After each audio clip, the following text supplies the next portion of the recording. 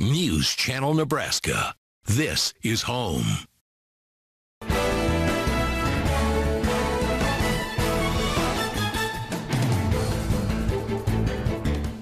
Good morning. Thank you so much for joining us on News Channel Nebraska. Coming up this hour, a report outlines 9 figures worth of work that needs to be done at the state penitentiary.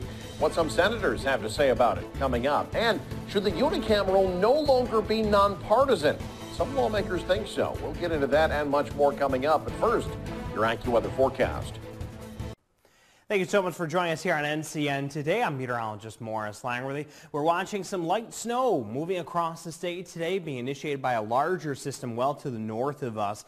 Accumulation on the high end around a ½ inch in some locations. Our winds, though, are coming out of the south today, helping to bring in some warmer temperatures, especially after a cold night. And those winds this afternoon still gusting to around 25 miles an hour, or at least close to it, especially into the northeast. Beatrice even seeing some of those winds today. They will be gradually calming down as we go into tonight. Most of our winds will start getting back in that 10 to 15 mile per hour range and turning more to the northwest again.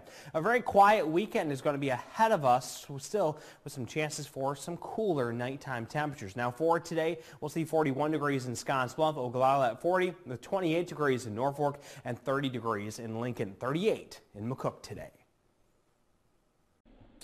Leading things off this hour, the Nebraska Attorney General is accusing a couple from New York of committing a $59.6 million Medicaid fraud involving several nursing homes in Nebraska.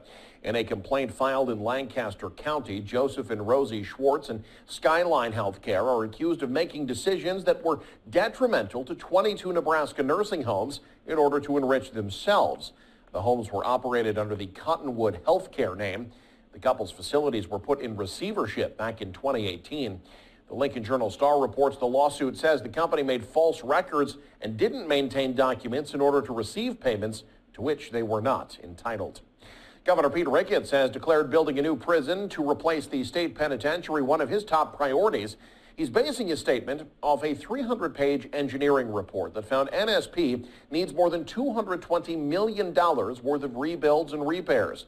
Ricketts says the state could build a newer, larger prison for $230 million. But the head of the state legislature's appropriations committee says the department isn't ready to pull the trigger on a new build yet.